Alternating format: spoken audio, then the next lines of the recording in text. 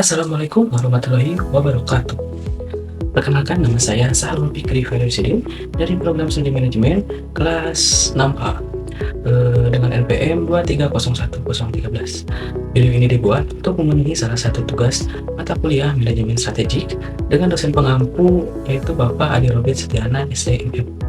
Pada kesempatan ini saya akan membahas materi mengenai TIROKA atau singkatan dari Tangible, Intangible Resources, dan Organizational Capabilities Analysis.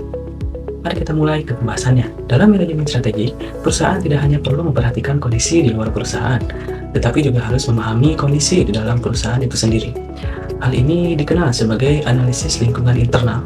Salah satu alat yang digunakan dalam analisis lingkungan internal yaitu analisis rantai nilai atau Value Chain Analysis atau disingkat VCA, yaitu suatu cara untuk meneliti sifat dan tingkat sinergi apabila ada di antara kegiatan-kegiatan internal perusahaan. VCA ini bertujuan untuk mengidentifikasi di mana keunggulan dan ketidakunggulan yang ada di sepanjang rantai nilai, mulai dari bahan mentah saling mendukung untuk menciptakan keunggulan bersaing. Menurut Porter, aktivitas perusahaan dibagi menjadi dua kelompok. Yang pertama ada primary activities atau aktivitas utama, yaitu ada logistik masuk, proses-proses produksi, logistik keluar, pemasaran dan penjualan, serta pelayanan kepada pelanggan. Nah, yang kedua ada support activities atau aktivitas pendukung, yaitu ada infrastruktur perusahaan, manajemen sumber daya manusia, pengembangan teknologi, dan juga pengadaan. Nah, semua aktivitas tersebut saling berkaitan. Jika salah satu aktivitas tidak berjalan dengan baik, maka nilai yang diterima pelanggan juga akan berkurang. Selain itu, Value Chain Analysis juga membantu perusahaan menganalisis biaya pada setiap aktivitas sehingga perusahaan dapat meningkatkan efisiensi dan mengurangi pemborosan. Sebagai contoh, pada PT AIA Finansial, seluruh aktivitas perusahaan saling terhubung, mulai dari pengembangan teknologi, pengelolaan sumber daya manusia, hingga pelayanan kepada nasabah. Sinergi inilah yang membuat perusahaan mampu memberikan pelayanan yang berkualitas kepada pelanggan. Nah, setelah mengetahui bagaimana perusahaan menciptakan nilai melalui setiap aktivitasnya, selanjutnya kita akan melihat sumber daya apa saja yang membuat perusahaan mampu unggul dibandingkan pesaingnya.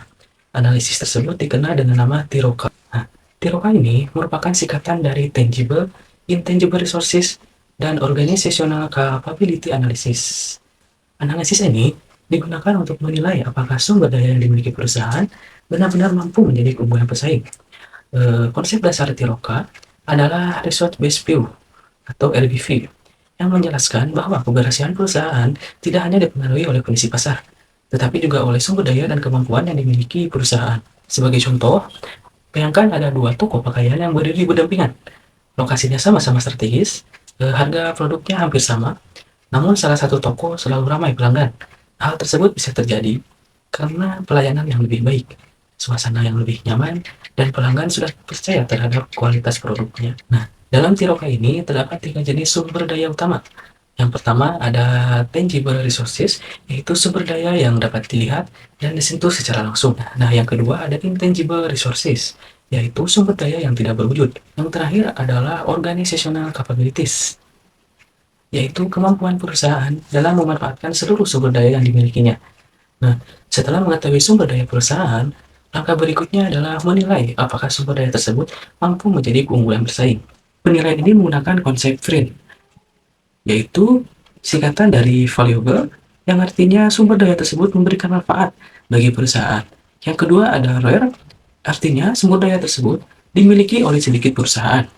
Dan yang ketiga ada inimitable, yaitu berarti sulit ditiru oleh pesaing. Dan yang terakhir ada non-substitutable, artinya sulit digantikan oleh sumber daya lain. Apabila seluruh kriteria tersebut terpenuhi, maka perusahaan akan memiliki sustainable competitive advantage, yaitu keunggulan bersaing yang dapat dipertahankan dalam jangka panjang. Sebaliknya, jika belum memenuhi seluruh kriteria, perusahaan dapat berada pada kondisi competitive disadvantage, competitive parity, atau temporary competitive advantage. Sebagai kesimpulan, analisis lingkungan internal membantu perusahaan mengenali kekuatan dan kelemahannya. Kemudian, value chain analysis membantu memahami aktivitas yang menciptakan nilai tambah bagi pelanggan. Sedangkan TIROKA yaitu membantu perusahaan mengenali sumber daya dan kemampuan yang dapat menjadi keunggulan bersaing melalui konsep Flynn yang tadi. Dengan memahami ketiga konsep tersebut, perusahaan dapat menyusun strategi yang lebih tepat, meningkatkan daya saing, dan mempertahankan keunggulannya dalam jangka panjang. Demikian pemaparan materi yang dapat saya sampaikan. Terima kasih atas perhatiannya. Wassalamualaikum warahmatullahi wabarakatuh.